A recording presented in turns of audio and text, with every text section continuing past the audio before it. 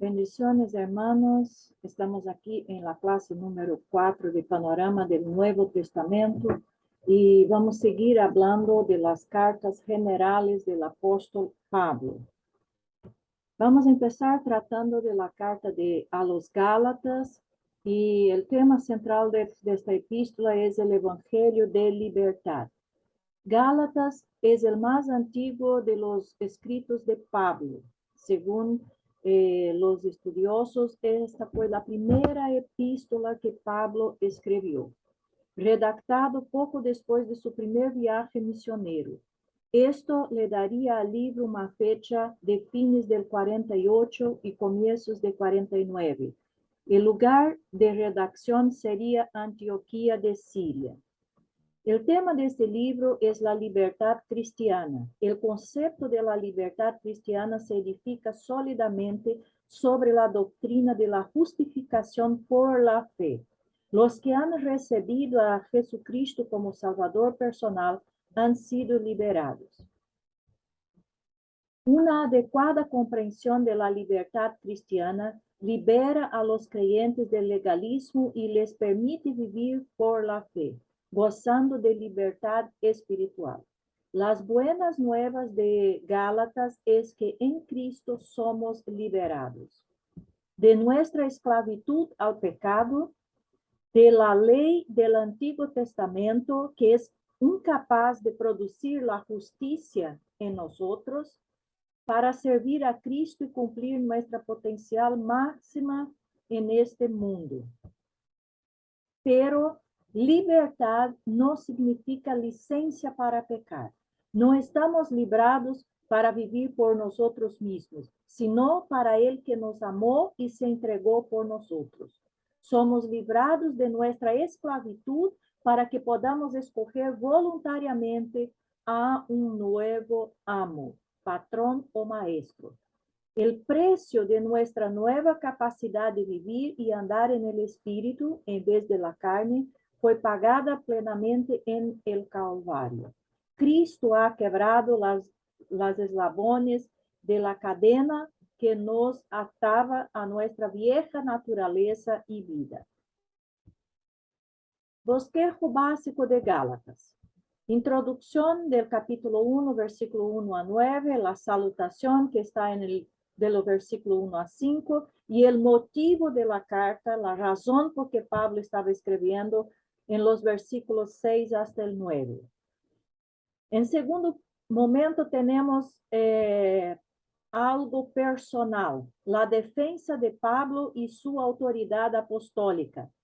En el capítulo 1, 10 hasta el 2, 21. La recepción por parte de Pablo de revelación divina directa, del capítulo 1, 10 hasta el 17. El reconocimiento del apostolado de Pablo, capítulo 1, 18 a 24. El reconocimiento de la genuinidad de la enseñanza de Pablo, capítulo 2, de 1 a 10. La exhibición de la autoridad de Pablo, capítulo 2, versículo 11 hasta el 21. Tercero, la parte doctrinal. La exposición de la justificación por la fe, del capítulo 3 hasta el 4. 3 y 4. La explicación de la justificación por la fe, capítulo 3, 1 hasta el 4, 7, y la exhortación a abandonar el legalismo, 4, 8 hasta el 31. La cuarta, la práctica. Entonces, observamos que la epístola de Gálatas tiene una parte personal, una parte doctrinal y una parte práctica.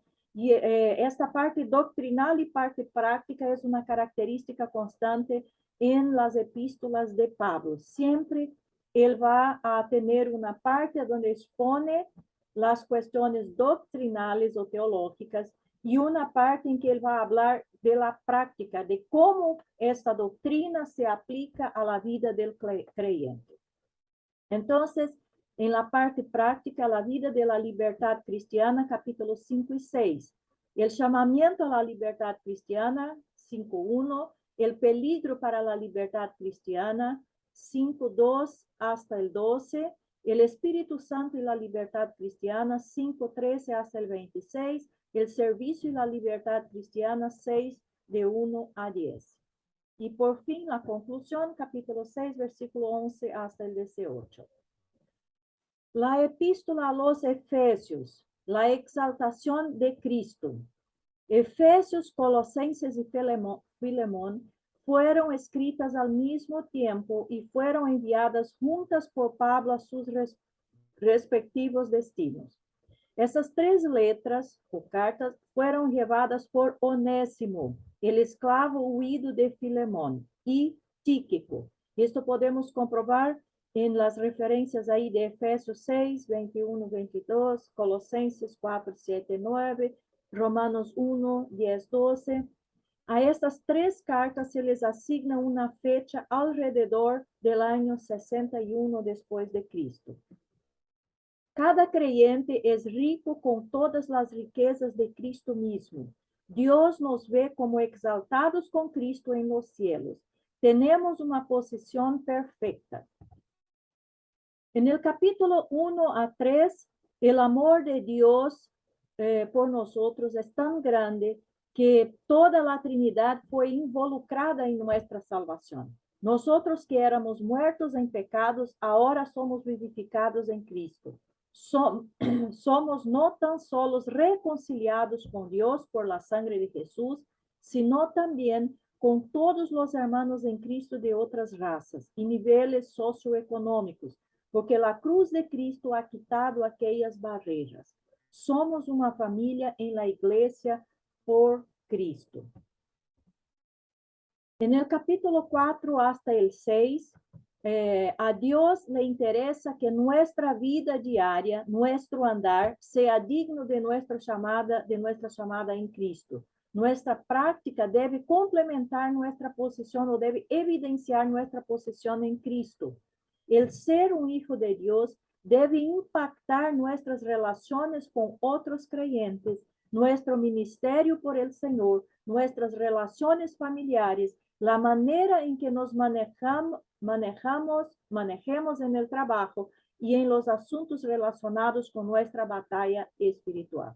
Aquí otra vez vemos que en la primera parte del capítulo 1 hasta el capítulo 3, Pablo va a presentar las cuestiones doctrinales. El énfasis aquí en Efesios es la posición que tenemos en Cristo y el amor de Dios. Incluso él habla en una parte que nosotros debemos entender el amor de Dios y habla de la profundidad, del ancho, etcétera, etcétera.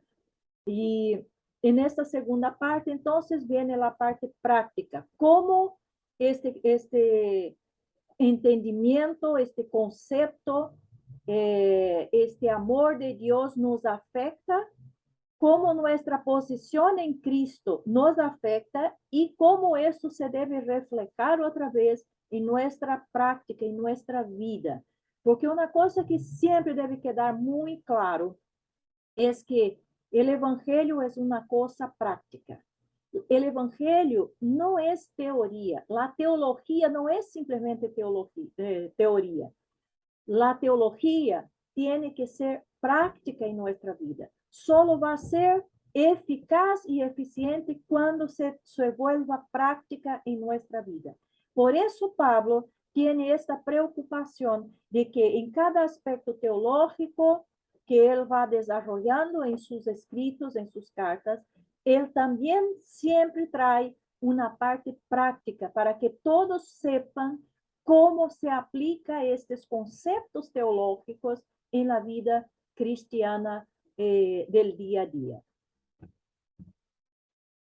En la epístola a los Filipenses, él habla de la prioridad de la unidad y una otra cosa que sobresale en esta epístola a los Filipenses es el gozo, la alegría. Es una palabra que se repite muchas veces en la epístola a los Filipenses. Mientras existe la unidad del individuo con Cristo y unidad corporal en la iglesia, entonces existe libre expresión del gozo. La desunión, por otro lado, destruye la unidad. La humildad personal es una característica necesaria para la unidad con Dios y el hombre. Cristo nos dio el último ejemplo. Él se despojó de su gloria para que nosotros recibiéramos la justicia de Dios en él y ser revestidos en su justicia. Pablo aclaraba que él no estaba confiando en toda su lista de logros humanos como su base de aceptación por Dios. La posición correcta delante de Dios viene como un regalo gratuito por Cristo, por Jesucristo. Podemos regocijar en el Señor siempre por apropiar el poder y provisión dados a nosotros como regalos de gracia por Cristo. En la epístola a los Colosenses, la cabeza ascendida de la iglesia, y la cabeza sabemos que es Cristo. Muy semejante a Efesios, esas dos cartas complementan una a otra. En el capítulo 1, Cristo es la cabeza celestial de su cuerpo terrenal, la iglesia, como un buceador de mar profundo que depende totalmente de los en la nave arriba que controlan los sistemas de soporte. Así la iglesia depende en Cristo. De él fluye cada provisión para la victoria sobre el pecado, ministerio en el mundo y la certeza de llegar al final de nuestro hogar celestial. En Efesios, Pablo habla de la iglesia como cuerpo de Cristo, como la novia, la esposa de Cristo. Y aquí en Colosenses, Pablo va a presentar a Cristo como la cabeza de la iglesia, la cabeza de esta esposa.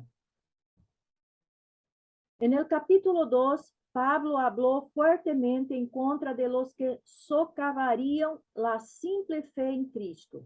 Una vez que le coloquemos a él como totalmente preeminente en nuestras vidas, queremos mantener nuestras mentes en las cosas de arriba, considerarle al viejo hombre como muerto y revestirnos con el nuevo hombre. Y personalmente compartir con todos posibles el Evangelio de Cristo.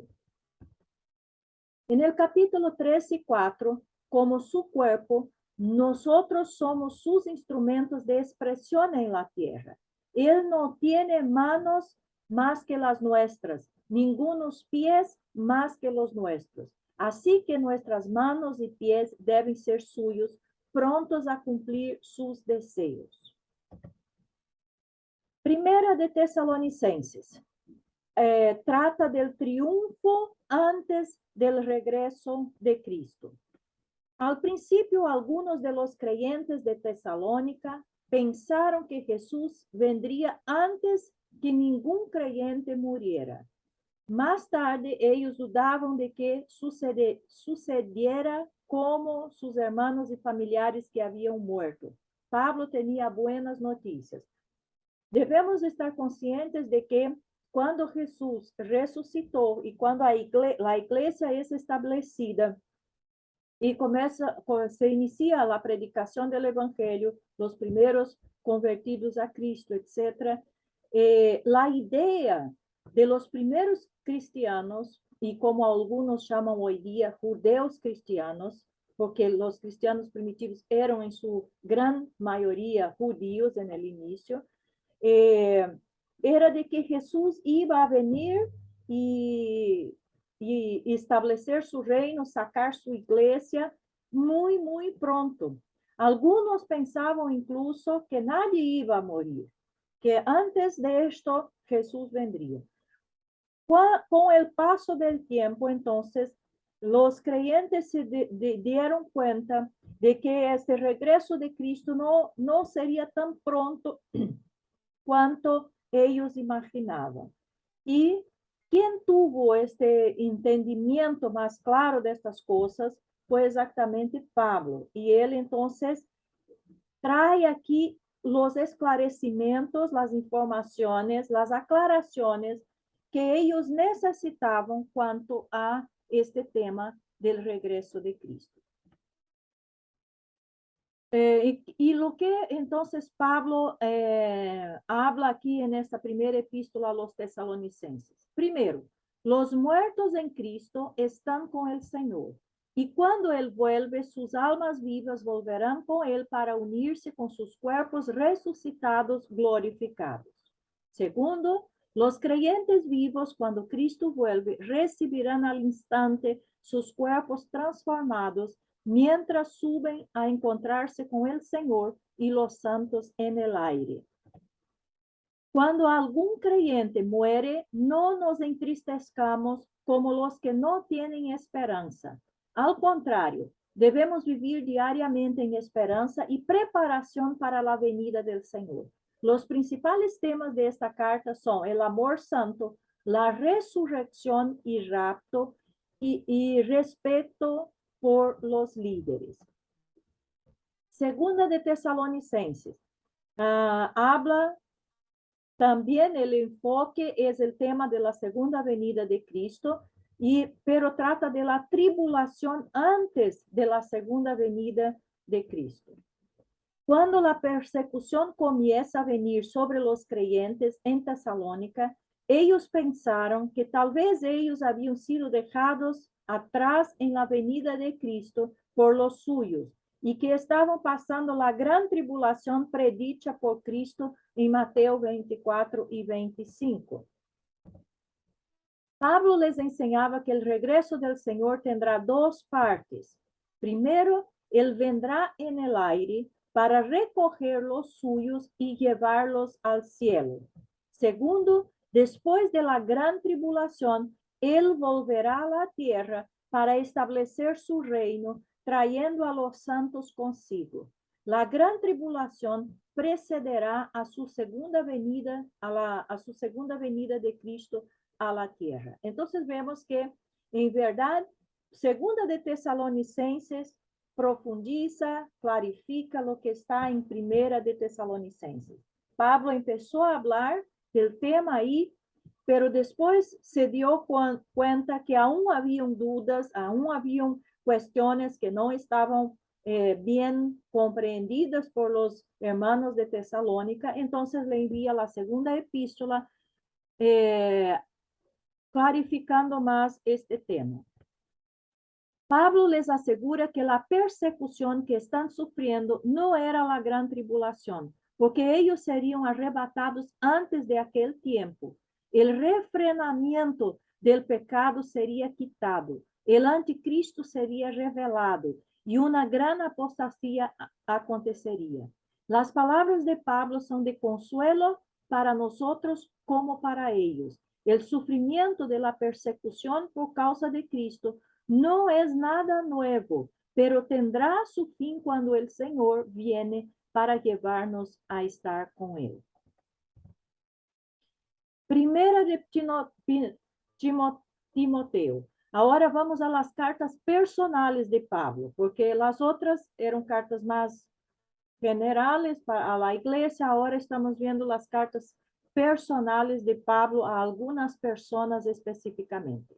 Y una de ellas es exactamente Timoteo, que era una persona muy, muy especial a Pablo, incluso lo consideraba como su hijo mismo. En esta epístola, entonces, Pablo va a tratar la confianza colocada en Timoteo. Timoteo y Tito eran dos de los discípulos pastorales de Pablo. Pablo había depositado una sagrada confianza en Timoteo, quien estaba ministrando en Éfeso en lugar de Pablo. Casi 3 años de la vida de Pablo se habían invertido en plantar y cuidar a la iglesia de Éfeso. Aún más tiempo fue invertido en entrenarle a Timoteo durante la segunda y la tercera viajes misioneras de Pablo. En esta carta, Pablo habla a Timoteo acerca de cómo un pastor joven debe conducirse y cómo él debe relacionarse con las diversas edades y tipos de personas. Estos eran temas importantes en la carta de Pablo a Timoteo. Un pastor debe, primero, entregarse a la oración y el ministerio de la palabra. Esta es la prioridad en el ministerio pastoral.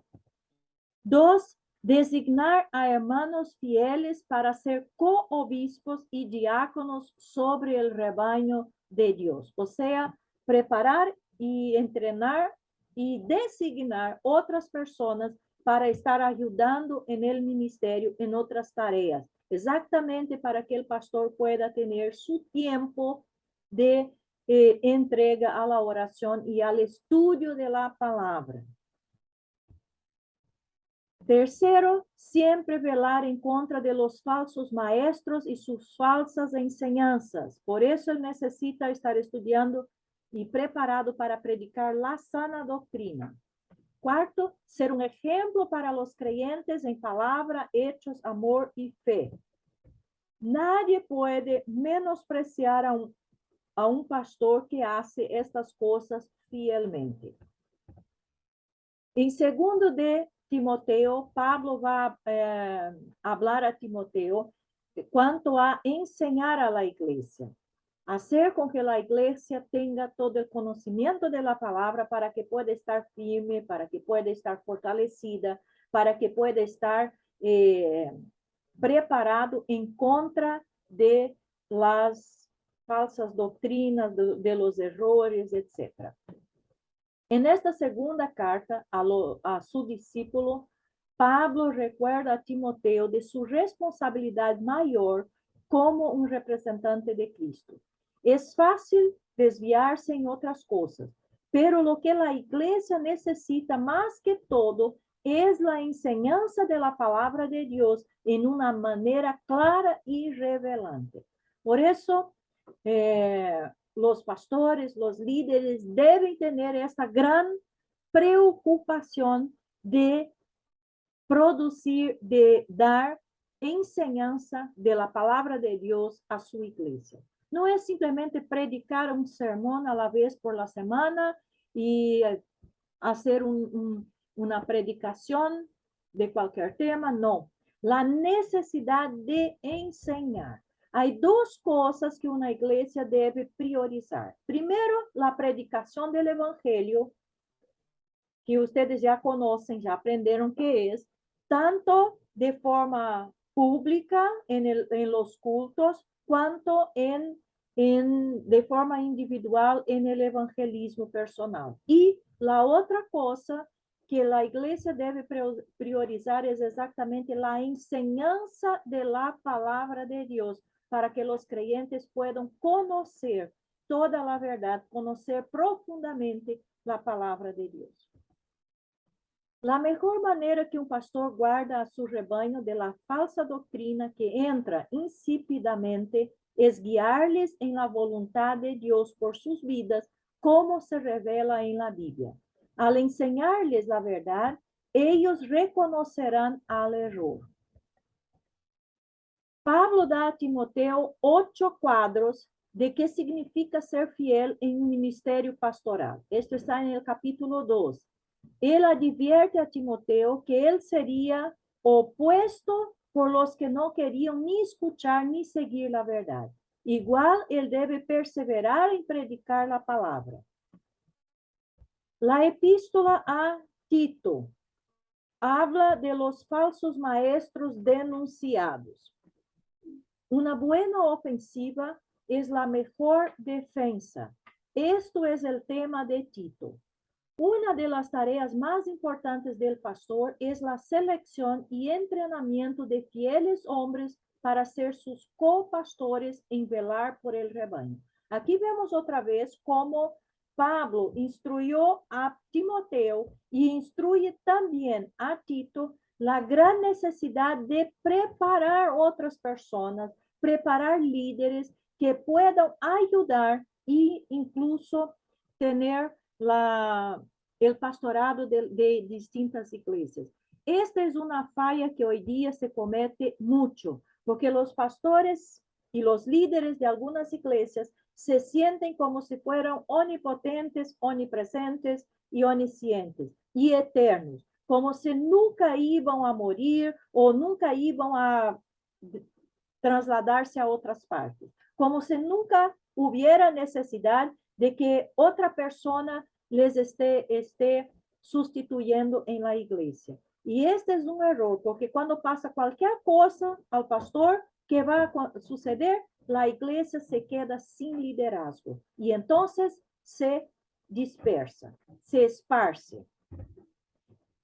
Un líder, un pastor, debe tener como preocupación, como hemos visto en cada una de esas epístolas, dedicarse a la oración y a la palabra, predicar el evangelio, enseñar la iglesia conforme a la Biblia y entrenar líderes, preparar otras personas que puedan en cualquier circunstancia, en cualquier momento, sustituir el pastor, no importa cuál sea la necesidad. Entonces, esta debe ser, Jesús preparó los 12 porque sabía que él no estaría y que ellos tendrían que hacer el trabajo.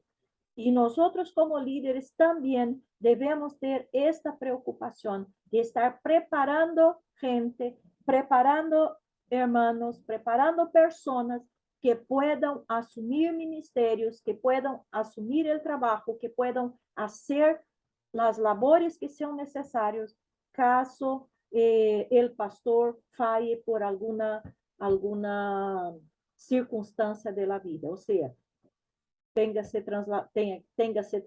que se trasladar a otras partes o quizás el Señor les llame o otras cosas. Entonces, preparar liderazgo. Pablo hace énfasis a esto tanto a Timoteo cuanto a Tito. Doutrina correcta debe ser enseñada y aplicada de una manera relevante a las necesidades de las distintas edades de los grupos dentro de la iglesia. El Evangelio de la gracia de Dios, que nos trae gratuitamente la salvación, debe resultar en buenas obras. Son el producto de la salvación, no la producen.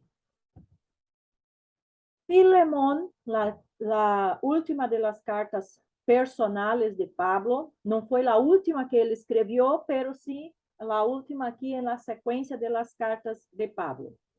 Trata del perdón para Onésimo. Ya sabemos que Onésimo era un esclavo fugitivo que vino en contacto con el apóstol Pablo en Roma y a través de Pablo llegó a confiar en Cristo como su Salvador. El amo anterior de Onésimo era por casualidad un amigo de Pablo y un creyente llamado Filemón. Y lo que me encanta, que es muy interesante, es que cuando vamos conociendo esses detalles, cuando vamos leyendo y sabiendo estas informaciones, vemos como de hecho cuando Pablo dijo que todo obra para el bien de aquellos, todo ayuda para el bien de aquellos que aman a Dios. Vemos esto tan claro, evidenciado en las escrituras y en la historia. Pablo tuvo que ir a Roma, iba como un prisionero, sabía que iba a morir, pero aún así sabía también que Dios tenía el control y sabía lo que estaba haciendo. Ahí fue donde encontró a Onésimo, ahí fue donde Onésimo escuchó el evangelio, ahí fue como Onésimo conoció a Jesús y a la salvación. Ahí fue a donde Onésimo vuelve a su amo y ahora no más como un esclavo, pero mucho más como un hermano en Cristo. Y miren, el amo de Onésimo era amigo y era creyente en el Señor Jesucristo, amigo de Pablo y creyente. Uno podría decir, son meras coincidencias. No, no son coincidencias, son providencias de Dios. Entonces es maravilloso cuando conocemos esto, nuestra fe puede estar fortalecida y podemos estar tranquilos sabiendo que Dios de hecho tiene el control de todas las cosas. Pablo le manda a Onésimo de vuelta a Filemón con esta carta pidiendo perdón por el fugitivo. Pablo está buscando perdón por Onésimo, no que se olvide de cualquier deuda que pudiera tener. Decía que las obligaciones de Onésimo deberían ser puestas en la cuenta de Pablo. Deudas era probablemente la causa de la esclavitud de Onésimo. Qué gran cuadro perfecto de la salvación. Dios puede perdonar, librarme libremente a nosotros porque todos nuestros pecados han sido puestos a la cuenta de su Hijo Jesucristo. ¿Qué diferencia esto hace en nuestras vidas? Y aquí finalizamos nuestra clase. Bendiciones y nos vemos en la próxima.